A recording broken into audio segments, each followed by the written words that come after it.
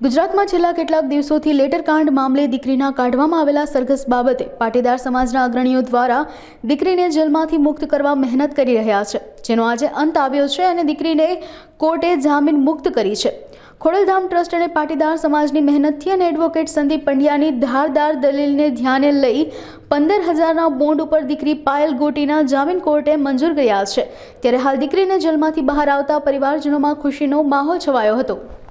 સવારથી અમે બધા કોર્ટમાં હતા, લીગલ પ્રોસિડિંગ ઉપર નજર રાખેલી હતી અને અત્યારે પાયલબેનના જામીન મંજૂર થયા છે અને પાયલબેનને હવે જેલ મુક્ત થાય એ માટે કોર્ટનું વોરંટ એટલે કે બીડું દેશી ભાષામાં એ ટૂંક સમયમાં આવશે, એટલે જેલની પ્રોસેસ પૂરી કરી અને આજ સાંજ સુધીમાં પાયલબેન બહાર આવશે। એ વાતની બહુ જ ખુશી છે, પણ ખુશી સાથે દુઃખ પણ છે। પાયલબેન જેલ મુક્ત થશે એ એમનો અધિકાર જ છે, નિર્દોષ હતા, છૂટવાનો એમનો હક હતો, પણ જે લોકોએ પાયલબેનને ભર બજારે ફેરવીને સરઘસ કાઢીને આખા ગુજરાતમાં તમાશો બનાવવાનું કામ કર્યું છે, એમની સામે કાર્યવાહી કરવાનું હજુ સુધી કોઈ નિવેદન કોઈ ભાજપના નેતાએ, સરકારી માણસોએ કે જવાબદાર અધિકારી કોઈ હજુ બોલવા તૈયાર નથી કે દીકરીનું સરઘસ કાઢનાર વ્યક્તિ ઉપર શું કાર્યવાહી કરવામાં આવશે।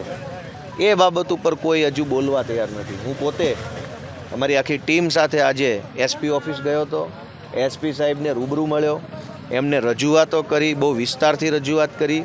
સાહેબે પોતે પણ સ્વીકાર્યું કે આ અયોગ્ય છે, ખોટું છે, આ ન થવું જોઈએ, એવું એમણે સ્વીકાર્યું મારી હાજરીમાં। જ્યારે એસપી પોતે સ્વીકારે છે કે આ ખોટું કર્યું છે, અયોગ્ય છે, સભ્ય સમાજમાં બેન દીકરીનું સરઘસ કોઈ કાળે વ્યાજબી નથી, આમ છતાં એસપી સાહેબે પગલાં લેવાની બાબતમાં કોઈ મને ઠોસ નક્કર જવાબ આપ્યો નથી। સરકારી બાંહેધરી આપી છે, જે સરકારી શબ્દો હોય, સરકારી ભાષામાં કીધું કામ કરશું તેમ કરશું, પણ આજે બેન છૂટે છે એ વાતની ખુશી સાથે બેનનું સરઘસ કાઢનારાઓ હજુ ખુલ્લા ફરે છે, એના ઉપર કાંઈ કાયદો પડ્યો નથી, એ વાતનું દુઃખ પણ છે। આટલી જ વાત છે।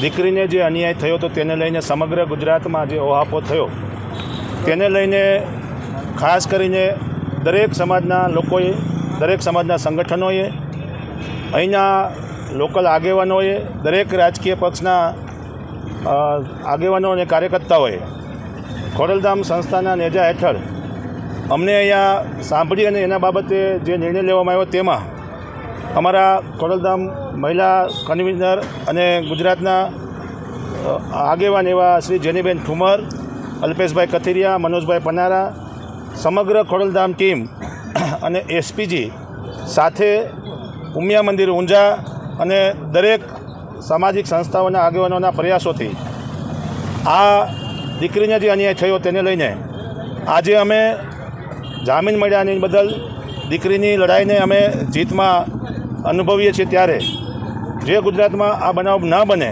તેની તકેદારીના ભાગરૂપે દરેક સમાજ આવી કોઈ ભૂલો ના થાય એના માટે જાગૃત રહે।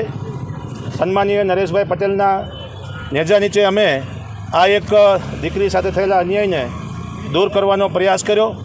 દીકરી જેલમાંથી બહાર આવે પછી એના પરિવારને સાથે મળીને પણ જે કાંઈ ખોડલધામ સમિતિ દ્વારા અથવા સમાજની જેટલી સંસ્થાઓ છે એના માટેના જે કાંઈ દીકરીને અન્યાય થયો છે તેના માટે આગળની કાર્યવાહી કરવામાં આવશે। જો દીકરી કંઈ પણ જાતના વેદનામાંથી પાસ થઈ છે ત્યાં અને એની સાથે કોઈ બીજા પણ અનબનાવો બન્યા છે તો દીકરીના નિવેદન પછી એના પરિવારની ઈચ્છા મુજબ સંસ્થા અને સમાજ હંમેશા હાથે રહેશે। આવતીકાલે કે ભવિષ્યમાં કોઈ પણ સમાજની દીકરી સાથે આવો બનાવ ન બને એ તમામ રાજકીય આગેવાનો હોય કે સામાજિક આગેવાનો હોય કે પોલીસ તંત્ર હોય એ ખાસ ધ્યાન રાખે અને આવી પ્રક્રિયામાંથી પાસ ન થવું પડે એવી અમારી વિનંતી છે।